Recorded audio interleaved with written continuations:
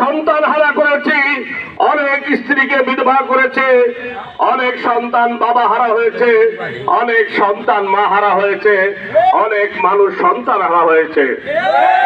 আগামী জাতীয় সংসদ নির্বাচন, আমি সবার উদ্দেশ্যে একটি কথা বলতে চাই। আগামী জাতীয় সংসদ নির্বাচনে আমরা কেউ ভুল করব না। আমাদের দেশনায়ক তারেক রহমান যাকে মনোনয়ন দিয়েছে, ধানের শীষ মার্কা নিয়ে লালপুর বাগাতি পাড়ায় পাঠিয়েছে, আমরা ঐক্যবদ্ধ হয়ে তাকে ধানের শীষে ভোট দেব। কি ঠিক আছে না? আপনারা কি আগামী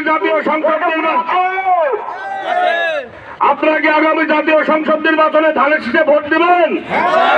হাত তুলে দেখেন। সবাই মিলে আমরা ঐক্যবদ্ধ হয়ে ধানের শীষে ভোট দেব। যেহেতু মাগরিবের টাইম হয়ে গেছে, আর সময় নিয়ে আমি একটি স্লোগান দেব। না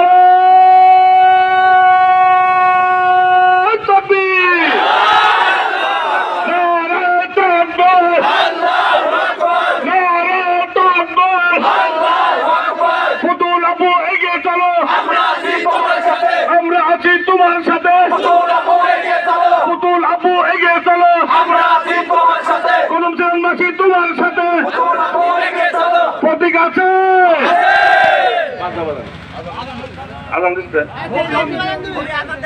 আনন্দ